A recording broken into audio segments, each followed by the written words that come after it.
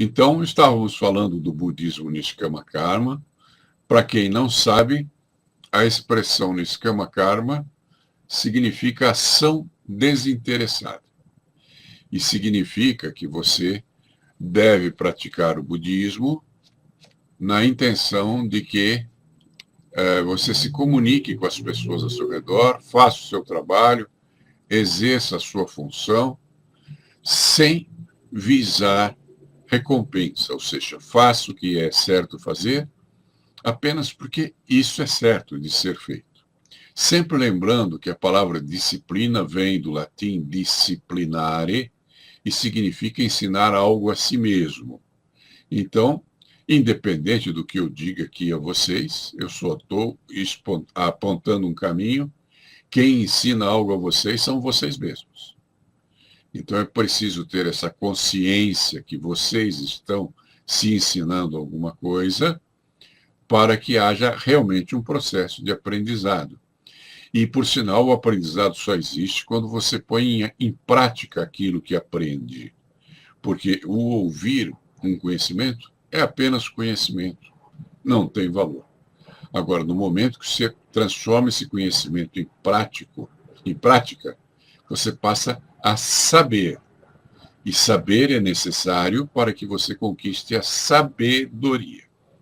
O significado original da palavra sese implica na ideia de treinamento, do foco, da aplicação intensa da energia e não da busca de ganhos individuais e hedonísticos. Para quem não sabe o que é hedonístico, é uma expressão grega que significa você vivenciar os prazeres da vida. O hedonismo é cultivar os prazeres. Mas você pode e deve cumprir com o seu dever, que é o nome de Dharma, né?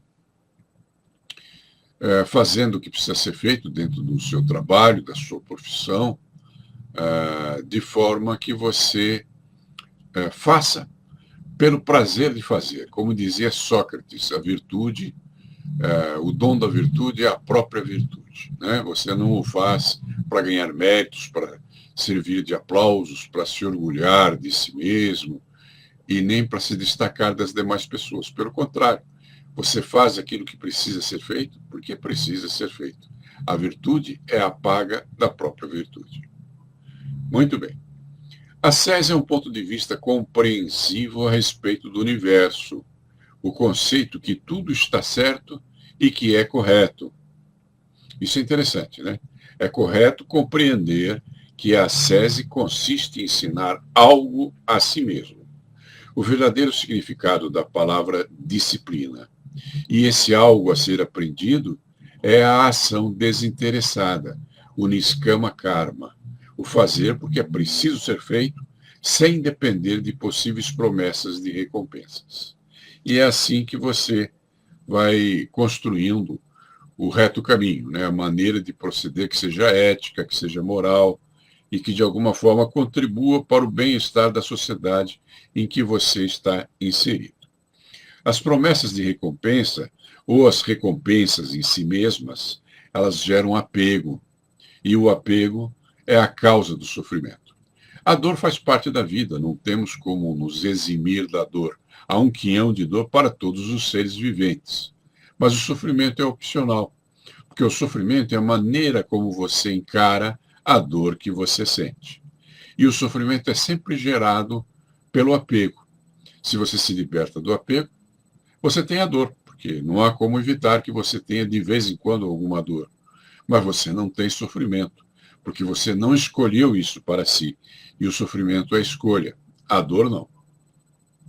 Em última análise, a ascese significa o esforço de esculpir a si mesmo. E o que é isso de esculpir a si mesmo? É você se criar. É você ter autoconhecimento suficiente para descobrir as partes da sua personalidade, do seu cultivo mental, que não estão sendo trabalhadas suficientemente. E aí você se dedica a essas partes para desenvolvê-las e para que você tenha um todo equilibrado. Dedicar-se ao autoaperfeiçoamento, o ensino de si mesmo, a disciplina no sentido literal do termo, que é ensinar algo a si próprio, Isso ajuda a desenvolver aquilo que em sânscrito se diz bhavana, bhavana, bhavana, que é a calma interior, também conhecida pelo nome de samatha, que deu origem à palavra serenidade em português, e que era conhecida como ataraxia entre os filósofos gregos. Muito bem, isso conduz ao conhecimento chamado Vipassana. O budismo apresenta 4 definições sobre a vida, e essas definições, que são conceitos, são denominadas verdades. Todo conhecimento budista pode ser resumido em 4 nobres verdades e a senda reta dos 8 caminhos. As 4 nobres verdades têm o nome de Dharma, e a senda reta dos 8 caminhos, que é uma parte do Dharma, tem o nome de Ashtanga Yana. Yana simbolizando o caminho, e Ashtanga são 3 palavras juntas. Ashta quer dizer 8, Anga quer dizer partes. Então, Ashtanga Yana, o caminho de 8 partes. Agora, aqui um detalhe importante. Essa maneira de se expressar sobre as 4 verdades do Buda, denominando-as as 4 nobres verdades, não está perfeitamente correto, porque a palavra Arya, em sânscrito, não significa nobreza, nem a elite, e sim significa a pessoa desperta. Então, quem pratica o Dharma é a pessoa desperta. Então, não é que se trata de as 4 nobres verdades, e sim as 4 verdades das pessoas que estão despertas, né? E o despertar aqui é você ter consciência suficiente para analisar a si mesmo, para encontrar sua missão de vida e para estar tão atento durante os seus atos do dia a dia que você estará praticando aquilo que não tem tradução em português, mas que é chamado mind. Bom, o meu problema é a memória, né? Eu tenho problemas de memória. Mas é uma presença da consciência na percepção total. Lembrei a palavra. Mindfulness, em inglês. Não há uma tradução muito correta para o português, mas seria a consciência plena. A palavra Dharma, dessa palavra foi que surgiu a palavra dever. E, em última análise, o Dharma é o dever. O dever para com o que ou para quem? O dever intrínseco de você existir. Quando você existe, você tem um dever com a vida. E isso é o Dharma. Tá? Ninguém está te impondo nada. Outro dia eu vi um vídeo na internet onde um cidadão malhava os evangélicos porque ele era contra o dízimo. E ele dizia, você não deve pagar o dízimo nunca. E não deve mesmo. Por quê? Porque se você paga o dízimo, você não está fazendo o dízimo. O dízimo não é um pagamento, é uma coisa que brota do coração. Então o evangélico ou o católico ou o cristão que doa o dízimo para uma instituição ou para ajudar alguém, ele está fazendo uma oferta do coração. Tem que brotar do coração. Se fosse um pagamento, isso implicaria em dever e implicaria em dívida. Então não seria dízimo. Uma coisa que brota de dentro de você, isso aí é uma coisa natural, uma coisa que pertence a você. Isso é parte do seu dever, do seu Dharma. Não é uma obrigação. E eu tenho uma frase que eu gosto muito, que diz assim, tudo aquilo que é imposto é perecível, apenas o que brota é eterno. É uma frase interessante para você pensar. E esse brotar tem que vir de dentro de você. Tem que vir do que seria o Atman. Tem que vir do seu espírito, do seu coração. Tem que brotar de dentro de você e expressar-se numa atitude ou ação no mundo lá fora. Porque se não há atitude ou ação, então você ainda não transformou o conhecimento em saber. E sem o saber, não há sabedoria. Conclusão. Não importa a tua crença, a tua fé, a tua religião, o que importa são as tuas atitudes e as tuas ações. Porque sem ação não há realização. E eu iria mais além, seguindo aquele conselho do irmão de Jesus na Bíblia, né? Eu diria, sem ação não há salvação. Você tem que agir. Não é a tua crença que faz você uma pessoa melhor, e sim as tuas atitudes e ações. Isso sim mostram para quem está à sua volta se você é uma pessoa digna, se você é uma pessoa ética e se você está respeitando a sociedade em que você vive, o teu semelhante, o teu próximo, a mãe terra, a natureza. Isso é expresso por ações e não por palavras. Então não se contente com palavras. Palavras é mero conhecimento, são mero conhecimento. Então, se ligue em atitudes e ações. Isso constitui o exemplo. E os antigos romanos diziam, exemplum docet. Ou seja, o exemplo é que ensina. Se você conviveu com o vovô, com o papai, com a mamãe, com um irmão, com um líder, com um herói, que você respeitasse, que visse que ele tinha dignidade em seus atos, então você realmente aprendeu alguma coisa com o exemplo desse personagem. Agora, se a pessoa que você mais admira é contraditória, diz para você não mentir e mente, diz para você não roubar e rouba, diz para você não matar e mata, então essa pessoa não é coerente com o que ela diz. E a coerência só é comprovável se a pessoa adota atitudes e ações compatíveis com aquilo que ela diz. Então, a ideia é reparar nisso. Quais são as atitudes e as ações das pessoas? E não as palavras que elas falam.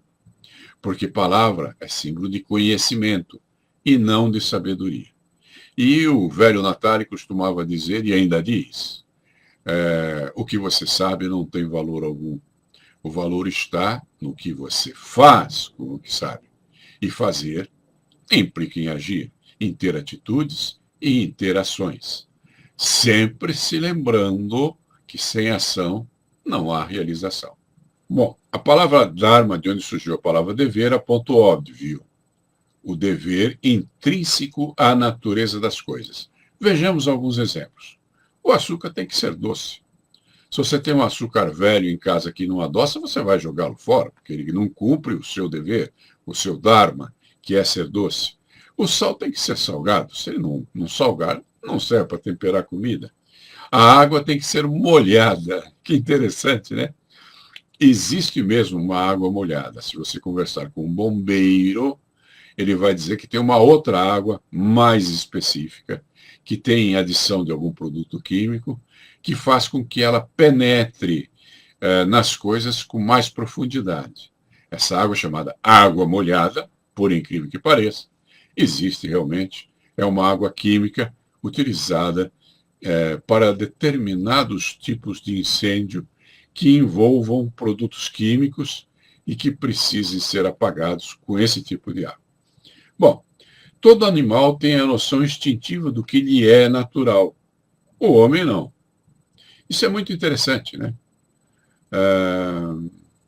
Se você reparar, há muitos anos atrás, quando meus filhos eram crianças ainda, provavelmente eles são mais velhos do que a maioria de vocês que está me ouvindo, os meus filhos, eu os levei numa feira de utilidade doméstica lá em São Paulo, e eles ganharam um pintinho que foi dado a eles dentro de um saquinho de papel.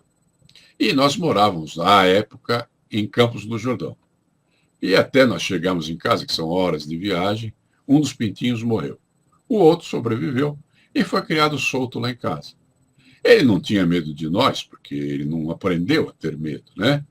Então ele assistia TV sentado no meu ombro, ele andava pela casa inteira. Só que se aparecesse uma aranhinha, uma baratinha, qualquer coisa, ele corria e comia. Eu não ensinei ele a comer baratas, eu nem sei fazer isso. Então, o que acontece? O animal sabe o que ele tem que fazer. Isso é o dharma dele, é o dever dele. Se você criar numa gaiola um pássaro desses pássaros migratórios, sem que ele tenha visto o pai ou a mãe dele, você pegou ele num ovo, ele quebrou ali, nasceu, você o alimentou e ele cresceu. Se você o soltar da gaiola, ele vai voar para o sul, porque é o instinto dele, é o dharma dele. Então o animal tem o seu próprio dharma, não tem ninguém que ensine isso a ele. Ele não precisa ir na escola para aprender qual é o seu dever, qual é o seu dharma. Mas o ser humano é diferente. Se você vê um cavalinho nascendo, assim que ele nasce, em poucos instantes ele já está de pé e daqui a alguns minutos ele já está correndo. Mas o bebê humano não. Ele vai aprender a andar daqui a muitos meses. E mesmo assim, com o papai e a mamãe segurando ele, ajudando ele a ir daqui para lá. Ou seja, nós, até mesmo em termos físicos, somos completamente tapados, se compararmos com qualquer outro tipo de vida que exista por aí. Mas nós temos a nossa mente, que é a qualidade que nos distingue dos animais que conhecemos. Então, nós somos capazes de elocubrar ideias, racionalizar e até tentar interpretar os nossos sentimentos de forma racional. Enfim, podemos escrever livros, podemos criar filmes, podemos aprender uma arte marcial, podemos, enfim, aprender a culinária, pintar um quadro. Tudo isso nos é facultado, porque temos a mente. Mas nós não temos essa inteligência intuitiva do animal. Não é que não tenhamos, provavelmente temos, mas é muito precária se você comparar com os demais animais. Nós temos que aprender alguma coisa sobre a nossa natureza. E a mente nos foi dada também por isso, né? Porque é através dela que nós vamos crescer em nossa percepção, que é a primeira das 15 leis que eu estou ensinando a vocês. Já ensinei essa há alguns meses. E agora nós estamos na 12ª lei. Bom, o homem nada sabe sobre o que tem que fazer, o que tem que comer e etc. Buda, depois de muito meditar, configurou o Dharma do homem e o denominou as 4 verdades das pessoas despertas. As pessoas que descobrem que elas podem crescer e que elas têm em si conteúdo suficiente na sua percepção para poder crescer e se iluminar. Aliás, a palavra Buda, em senso, significa o iluminado. E para você se iluminar, primeiro você tem que despertar para a percepção de que isso seja possível. Então, o nome correto não são as 4 nobres verdades, e sim o nome como era originalmente em sânscrito, usando a palavra Arya, que significa pessoas despertas. Então, são as 4 verdades das pessoas despertas. E aí eu pergunto, você já está desperto? Você já tem percepção a respeito de se tornar uma pessoa consciente? Você está cultivando a atenção plena, o mindfulness? Você está cultivando a presença no aqui e agora, ao invés de sonhar com o passado ou ansiar pelo futuro? Então, você já está se aproximando do despertar. Mas lembre-se que a vida é mais ou menos como uma criança que pegou um trem de São Paulo para o Rio de Janeiro. Ela sabe que a vovó mora lá no Rio, ela está com saudade da vovó e ela sai correndo dentro do trem na esperança de chegar no Rio mais cedo. Então ela pode correr por todos os vagões até chegar à locomotiva, mas isso não fará com que ela chegue no Rio 1 minuto antes do merecido. Então não adianta correr dentro do trem, não adianta se apressar e, por favor, não precise se desculpar pelo atraso, porque você chegou no momento certo para você, mesmo que você não o perceba. O Senhor Buda costumava dizer que tudo está certo. E mesmo quando você enfrenta um problema grave, uma provação, você está vivendo esse momento. Existe um processo de aprendizado ali, como nós já ensinamos a você, numa outra lei, que dizia que tudo que não é bênção é lição. Lembram dela? Então, se algo acontece com você, de cara você vai ver se isso é bom ou ruim para você. Se for bom, é porque é uma bênção. Então, desfrute, usufrua. Você tem esse legítimo direito. E se não for uma bênção, se não for algo desfrutável e usufruível, então é uma provação que nós chamamos de lição. E se acontece uma lição para você, como está acontecendo para o mundo inteiro agora com o Covid-19, significa que nós temos que parar e refletir. E é evidente que a Mãe Natureza tentou nos fazer parar e refletir de muitas maneiras. Só que provavelmente não paramos e nem refletimos o suficiente. Por isso, apareceu aí o Covid-19, para que você, dentro da quarentena, tenha o tempo necessário para se dedicar a essa reflexão. É claro que existe um pensador que disse: aquilo que você faz enquanto você trabalha é o seu dever. Aquilo que você faz quando você está no seu lazer, isso é quem você é. E a única coisa equânime no mundo é o tempo, né? Seja você pobre ou rico, seja você uma pessoa com a pele escura, ou uma pessoa branca, ou uma pele vermelha, ou um amarelo, todos nós temos 24 horas no dia. Então a natureza é equânime no tempo que nos dá a cada dia. E o que você faz com as horas que tem no seu dia, que é igual a de qualquer outra pessoa nesse mundo, vai definir se você será pobre ou rico, se você vai aprender a ter cultura ou vai ser uma pessoa mediana, que é aquilo que aquele autor italo-argentino, o José Ingenieros, chamava de homem medíocre. Medíocre não é uma pessoa inferior às outras, é apenas uma pessoa que está na média, né? Se você quer ter uma vida um bocadinho melhor, usufruir mais, entender mais, perceber mais, amar mais, então você tem que sair da mediocridade e começar a cultivar estados interiores que a tua mente lhe propicia, se você o quiser, fazendo as escolhas certas e se dedicando a esse desenvolvimento e também ao seu autoconhecimento. Se você não faz isso na hora de lazer, com certeza você não fará na hora de trabalho, porque ali você precisa trabalhar. Então, a quarentena está oferecendo a você um tempo excepcional para a sua reflexão, para você meditar, para você caminhar profundamente dentro do seu interior, que é de onde brota tudo aquilo que vale a pena na vida. Aí lembrando a frase que eu já disse hoje e que volto a repetir: tudo que é imposto é perecível, apenas o que brota é eterno. E aí depende de você e de suas escolhas.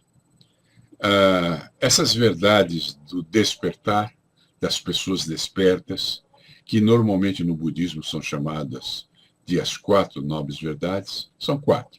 E o que elas dizem? Primeira, tudo é dor. Segunda, a causa da dor é o apego. Terceira, cessando o apego, cessa a dor. E quarta, o caminho para cessar o apego é a senda reta dos 8 caminhos, chamada Ashtanga-yana. Então vamos examinar cada um desses passos. Você verá aí algumas pessoas dizendo que a causa da dor é o desejo. Não pode ser, porque desejo nós temos a cada instante. Você deseja respirar, você deseja comer, você deseja descansar. Uma pessoa que está sendo afogada, ela não vai pensar em outra coisa a não ser em ar. Então o desejo é parte da natureza de todos os seres. Só que o apego não. Apego é escolha. Da mesma forma que, embora a dor faça parte de todas as coisas que ocorrem, o sofrimento não faz parte. É uma escolha da sua mente. Tá? Então vamos analisar isso. Será que tudo é dor mesmo? Não estamos exagerando? Então pare para pensar. Você já ouviu falar na palavra micélio? Eu vou te explicar o que é o micélio. Se você passa por uma semana em que choveu muitas vezes naquela semana, então o terreno de terra está alagado e começa a brotar aqui e ali um cogumelo. O que você talvez não saiba, esse bichinho, assim, essa plantinha pequenininha e frágil chamada cogumelo, ela, dentro da terra, tem uma raiz imensa. Todos os cogumelos que você vê ali nos próximos 500 metros são todos pertencentes à mesma raiz de uma planta que é o maior organismo vivo da Terra e que se chama micélio, com C. Tá? Se você quiser, você pode anotar a palavra micélio e procure amanhã na internet. Esse é o maior organismo vivo do planeta Terra. Então, esse cogumelo que está aqui e o outro que está a 100 metros daqui são a mesma planta. Embaixo da Terra, eles têm as mesmas raízes e compõem um organismo vivo imenso que se chama micélio. Por que eu falei para você sobre o mistério? Porque agora eu quero que você passe a uma oitava maior na sua percepção e imagine um mistério cósmico. Ou, dizendo em outras palavras, todos nós, sem exceção, a humanidade inteira, somos um só organismo, mesmo que não o percebamos, né? Então, o que acontece aqui? Quando você causa mal a alguém, você está causando mal a si próprio. Quando você faz o bem a alguém, você estará fazendo o bem a si próprio. Por isso que não é egoísmo você se cultivar, você criar dentro de si virtudes e atitudes mais corretas. Porque quando você se torna uma pessoa mais aperfeiçoada, esse aperfeiçoamento que você causou a si próprio transborda de você e atinge as pessoas ao seu redor. E aí você adquire respeito, você adquire amor, você adquire confraternização, você começa um processo de comunicação e integração mais profundo. Aí você me dirá, mas tem gente que não vai com a minha cara, tem gente que não me compreende, tem gente que não me aceita, isso é normal. E é problema dessa gente, né? Eles estão num nível de percepção que não é idêntico ao seu. Mas se você se cultivou e tem um nível de percepção mais elaborado, que é a primeira lei das 15 que eu estou ensinando a vocês, é a lei da percepção. Já falamos isso há alguns meses. Nós já estamos na 12ª lei, que é a lei do Dharma, ou do dever. Mas se você cultiva a percepção de uma maneira correta, é óbvio que você vai estar num outro nível de percepção em relação aos demais. Então cabe a você a responsabilidade de ser cordial, de cultivar a serenidade e de compreender que nem todos os seres com quem você se envolve no seu processo interativo com os teus vizinhos, com as pessoas que você conhece, terão um nível de percepção e, portanto, de aceitação idêntico ao seu. E aí você pode cultivar o perdão, que é a capacidade de perceber que isso acontece e que precisamos respeitar. Na Bíblia, se não me engano, o apóstolo Paulo ele dizia: o leite é feito para a criança, para o bebê, e o queijo para o adulto. Se você der um queijo muito forte para um bebê, é capaz até de você sufocá-lo, porque o queijo não foi feito para a criança, e sim para o adulto. Agora, o leite é o alimento ideal da criança. Então, perceba que a vida te oferece diferentes experiências no decorrer do seu dia. Algumas dessas experiências adequadas à sua percepção e outras nem tanto. Então, quando for esse o caso, procure se adequar, lembrando daquela lei que fala: o que não é bênção é lição. A grande questão da lei da bênção e da lição, que eu já ensinei a vocês em semanas passadas, é que tudo aquilo que não está te abençoando está servindo de lição para você. E se você não aproveita essa lição e cresce em sua compreensão, em sua atitude diante da vida, essa lição lhe será dada reiteradas vezes. E você terá que passar por essas provações várias vezes até que aprenda a lição. Quando você chegar a um nível de sabedoria em que você consiga aprender sem a necessidade de lição, elas cessam de ocorrer, porque a natureza percebe que você está aprendendo, porque você está num nível de consciência diferenciado, você está praticando mindfulness, que é a atenção plena, e está conseguindo compreender o que é necessário compreender para o seu crescimento espiritual, sem necessidade de passar por provações. E aí você dirá: puxa, essa pessoa tem sorte, não acontece nada de errado com ela. Não é que não aconteça nada de errado. Nunca acontece nada de errado. Tudo que acontece está certo, dizia o Senhor Buda. Porque se você precisa de uma lição, se a única condição para o seu crescimento é que você se submeta a uma lição, você a receberá, até você aprender a lição. Depois que aprender a lição, precisa mais ter essa aprovação. você já estará num plano de aprendizado maior do que você tinha antes desse processo de aprendizado. Então, haverão outras lições lá na frente, não precisa ser a mesma. Ela não irá se repetir porque já foi cumprida essa etapa. Procure perceber isso, ok? A vida é mais simples do que parece. Essa história de tudo é dor. Para nós cristãos, que somos tão egoístas que Jesus teve que nos ensinar como amar o nosso próximo, é muito estranho pensar que tudo é dor. E não é. Se você pensar no mistério cósmico, sabendo que todos nós da humanidade somos irmãos e participamos de um todo único, que eu chamo de mistério cósmico, porque é mais didático para a sua compreensão, então procure observar que o que você faz causa um efeito em todos ao seu redor. E o que eles fazem também causa um efeito em tudo que está ao redor deles, inclusive em você. Então eu vou citar alguns exemplos, para que fique mais fácil a sua compreensão. Existiu um cidadão japonês chamado Sakurazawa Niyote. Ele mudou-se para a França, lá ele adotou um novo nome, passou a se chamar de Georges Oshawa. E ele criou uma grande mentira chamada macrobiótica. Macrobiótica, em tese, significaria uma vida que durasse mais que as outras, uma vida macro. Só que esse cara, ele fumava que nem um gambá, bebia bastante, comia todo tipo de porcaria e morreu bem jovem. Então, que raio de macrobiótica que ele criou, se ele não foi capaz de preservar a vida nem dele mesmo, né? Então, esse grande engano teve na moda há uns 30 anos atrás.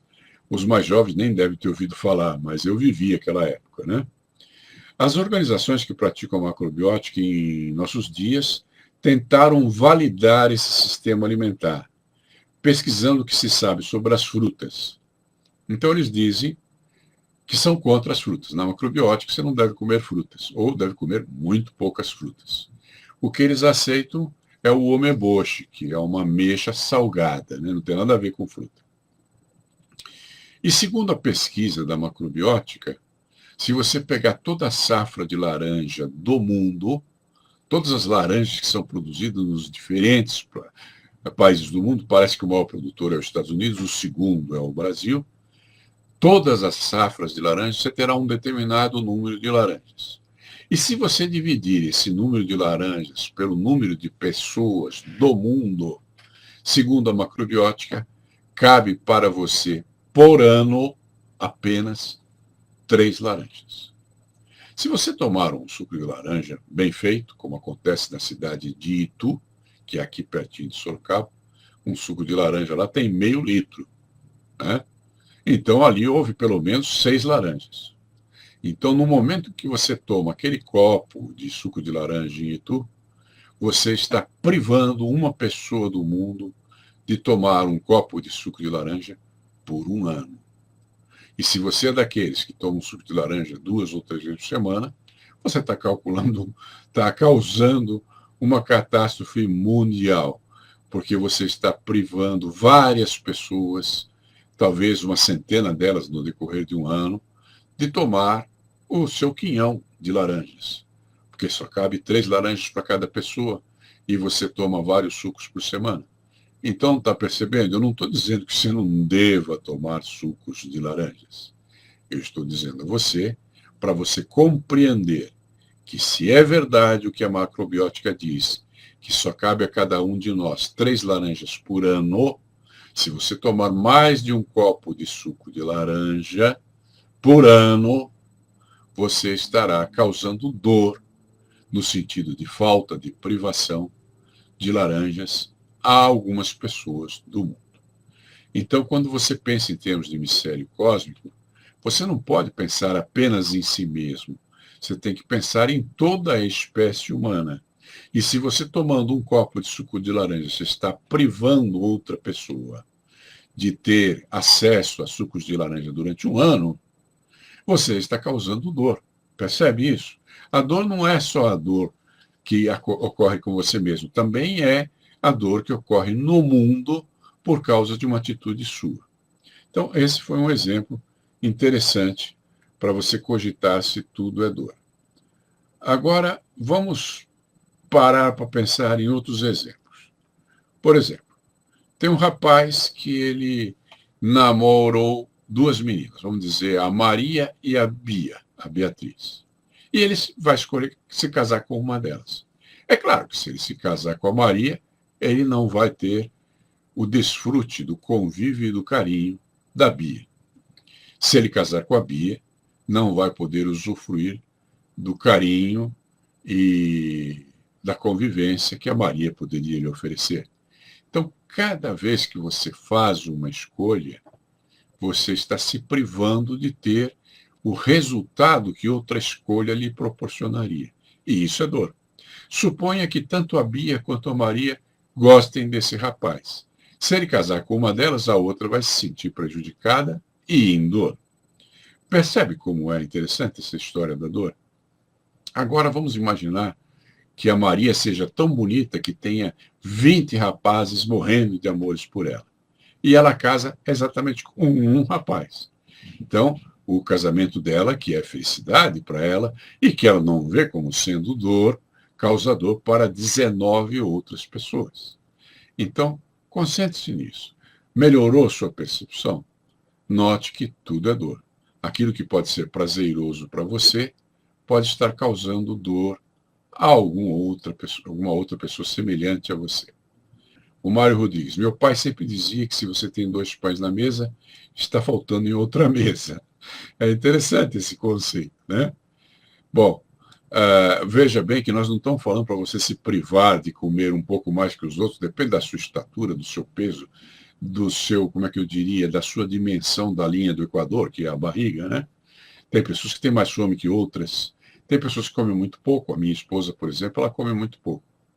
E tem outras que comem muito, muito, como eu, por exemplo, que sou bem maior que a minha esposa. Então vamos analisar os dois exemplos que eu dei. Eu vou dizer isso em poucas palavras.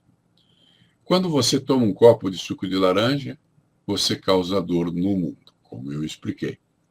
Quando você toma outro copo de suco de laranja, você causa mais dor ao mundo. Quando você toma outro copo de suco de laranja, você causa mais dor ao mundo. Quando você toma, vou parar por aqui, né? Porque eu posso ficar falando isso horas. Acho que você compreendeu onde eu quero chegar, né? Então, não são só sucos de laranja, né? É tudo que você faz. Por exemplo, você presta um vestibular. Eu prestei vários vestibulares na minha vida e eu fiz 3 faculdades. Um dos vestibulares que eu prestei, eu era muito jovem, foi naquela faculdade Madre Cabrini, lá em São Paulo. Eu prestei para psicologia e passei em primeiro lugar. Só que eu não tinha dinheiro para pagar o curso. Então eu perdi essa chance. Eu fiz psicologia mais tarde, muitos anos depois, em outra faculdade. Então a questão aqui é a seguinte: se você não tem recursos para seguir determinada faculdade, então a falta de recurso vai causar dor a você. Mas há um fator diferente aqui em cima. Digamos que existam, vamos supor, 600 vagas para o curso de psicologia e que 3.000 pessoas fizeram o vestibular e apenas 600 foram aprovados, os melhores classificados. E aí, 2.400 pessoas foram prejudicadas. Vamos usar a expressão dor. 2.400 pessoas passaram pela dor porque 600 pessoas foram classificadas. Aí você me dirá, mas essas 600 fizeram jus, elas estudaram mais, elas se prepararam mais adequadamente e por isso se saíram bem. E é claro que você tem razão, mas isso não desmerece o conceito de que as 2.400 outras, por uma razão ou por outra razão, sentiram dor.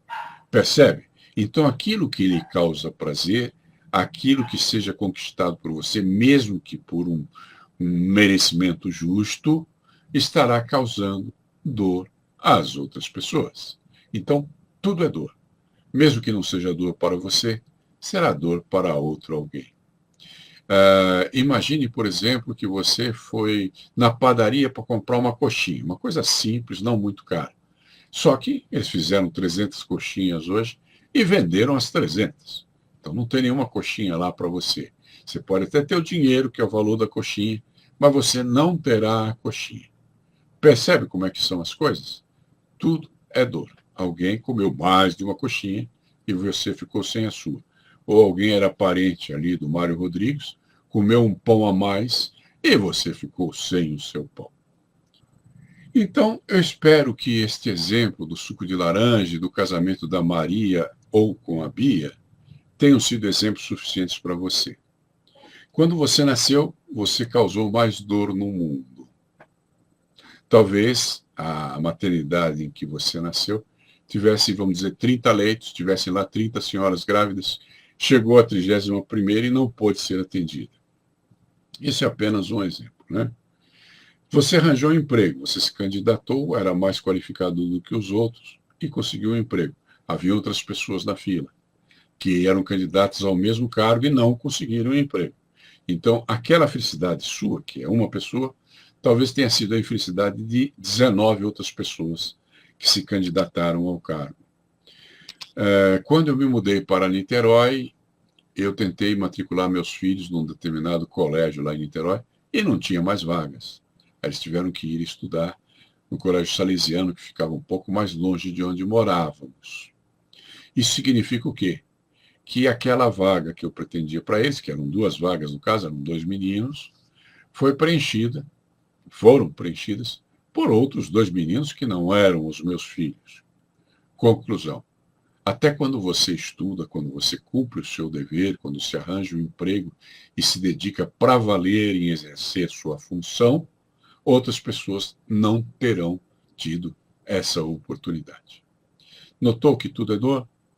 Então é nesse sentido que você não está solto neste mundo, você é parte de um mistério cósmico, como eu expliquei. Então, qualquer atitude que você tome, qualquer ação que você realize, isto estará afetando o mundo ao seu redor e poderá eventualmente causar dor a alguém, mesmo que não seja a tua intenção. Vou dar um outro exemplo que aconteceu comigo esta semana. Na segunda-feira, faltou luz aqui na minha casa. Como eu moro, perdão, como eu moro num condomínio, eu liguei para a síndica e perguntei por que está faltando luz, a senhora sabe? E ela falou, não está faltando luz, é só na sua casa. Bom, aí eu fui verificar se eu tinha pagado a conta. E é claro, a conta estava paga. Então eu liguei para o meu filho, porque só me restava o celular, né, e a bateria já estava acabando, e pedi para ele verificar para mim o que estava acontecendo. E ele ligou para a empresa que administra energia aqui em Sorocaba, e que se chama CPFL. E ela mandou para cá um caminhão monstro, enorme, com 2 funcionários dentro. E esse caminhão tem aquele braço que leva uma cesta lá para cima. Subiu um rapaz nesse braço, subiu lá para cima, e foi ver o poste. E descobriu que uma pipa empinada por alguma criança tinha, de alguma forma, se enroscado no fio. E ele tirou a pipa de lá e a luz voltou para minha casa. Cada qual foi para o seu canto, eu volto para o meu computador, e quando eu ligo o computador, a partição onde estavam todos os meus cursos, que é o meu trabalho, né, se perdeu. Né? Sobraram centenas de arquivos que não tinham valor para mim, mas aqueles que tinham mais valor, que estavam cursos que eu ainda nem tinha publicado, aulas que eu ainda nem tinha divulgado, originais de livros meus que ainda não tinham sido publicados e que eu não tenho cópia, se perderam para sempre. Isso foi uma provação, ok? Mas causou dor a mim. E o que causou essa dor a mim? Um menino inocente que estava empinando uma pipa. É óbvio que ele não tinha nenhuma intenção de me prejudicar. Não posso condená-lo por isso. Então perceba que coisas que acontecem assim, sem que você tenha intenção, podem estar prejudicando outras pessoas. Conclusão. Não é porque você se inscreveu numa escola que você prejudicou gente que não teve vaga para se inscrever. Não é porque você nasceu que o teu nascimento causou dor nas outras pessoas. Não é sua intenção. Mas o fato é que qualquer coisa que aconteça está influenciando a toda a vida ao seu redor. Porque nós somos partes de um mistério cósmico. Espero que você tenha compreendido essa verdade.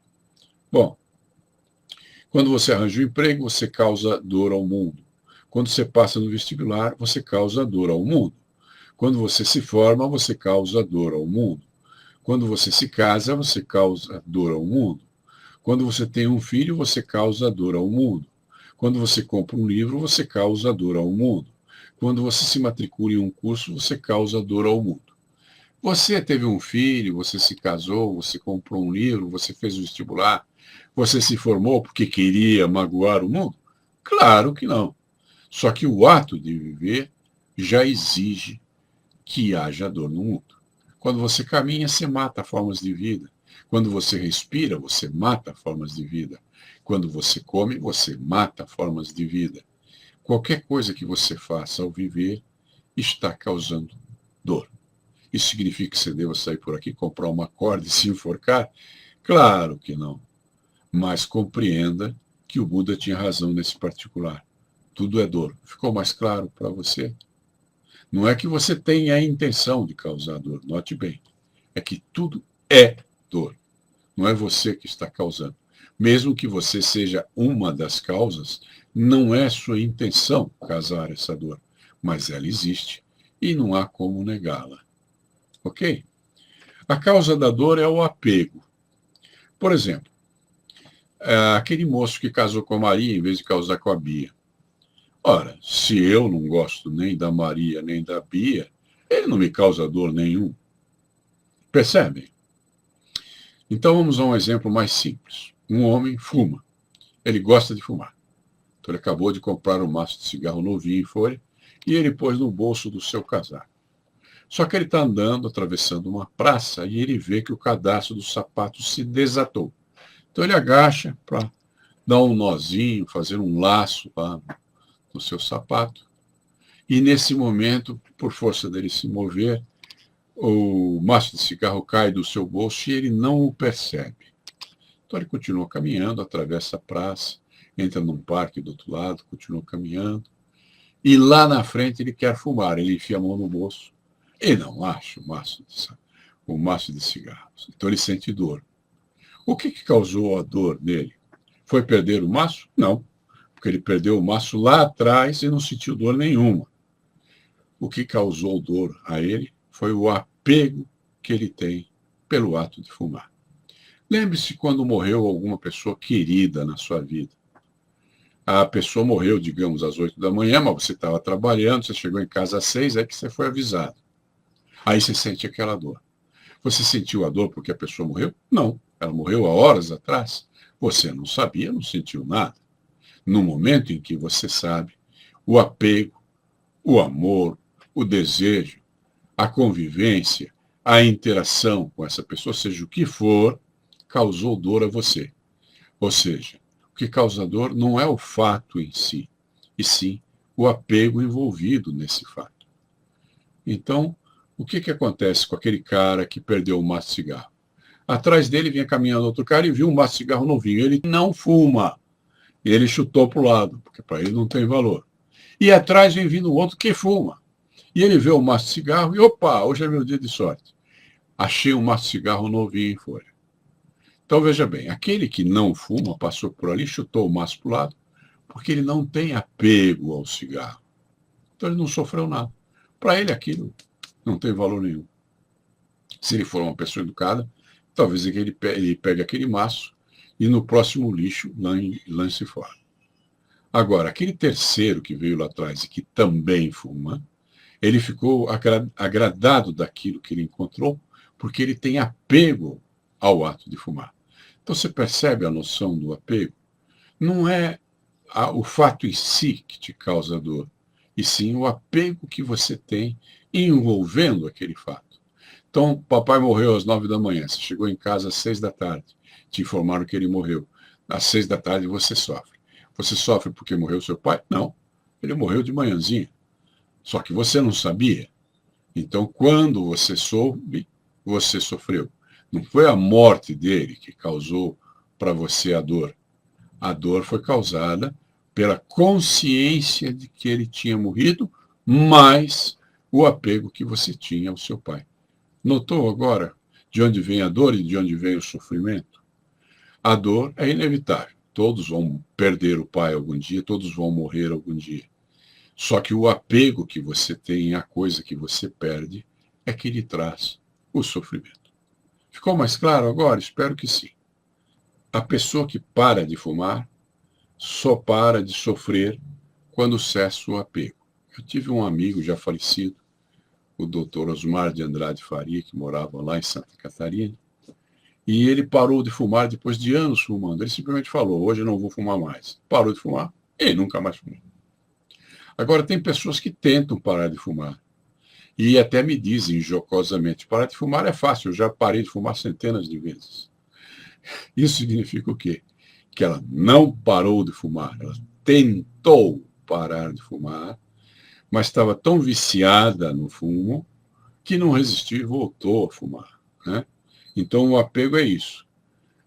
Você só cessa de sofrer quando para de fumar, quando cessa o seu apego pelo cigarro. Notou como é uma visão fácil de descrever para você, mas não muito fácil de ser vivenciada? Será que eu deixei bem claro a história da dor? Você percebeu que a dor é comum a qualquer coisa que você faça, mesmo que não seja sua intenção? E não esqueça que as outras pessoas também estão fazendo outras coisas e que estão causando dor ao seu redor, e talvez até a você. Então note que a dor faz parte da vida. Buda tinha razão. Tudo é dor. Você, quando nasce e é um bebezinho, você já está começando a morrer. Acho até estranho se comemorar o aniversário, porque você está comemorando que você tem menos um ano de vida. Porque um ano já se foi e não voltará jamais, né? Então, a cada dia que passa, a cada instante, a cada respiração, você está morrendo um pouco a mais ou se encaminhando em direção à morte mais rapidamente. Tá bom? Então, aqueles caras que anseiam para chegar na sexta-feira, para cair na farra, eles estão pedindo para morrer, né? Eles querem que passe rápido a segunda, a terça, a quarta, a quinta e a sexta, para que eles possam cair na gandaia no fim de semana. E isso os aproxima mais da morte, a cada dia que passa. Estou sendo tétrico? Talvez, mas eu estou falando da realidade da vida. E a realidade da vida é: tudo é dor. Só que o sofrimento não. O sofrimento depende de consciência e de apego. Quando você não sabe que um ente querido morreu, você não sofre. No momento em que você sabe, o apego que você sente por aquela pessoa te faz sofrer.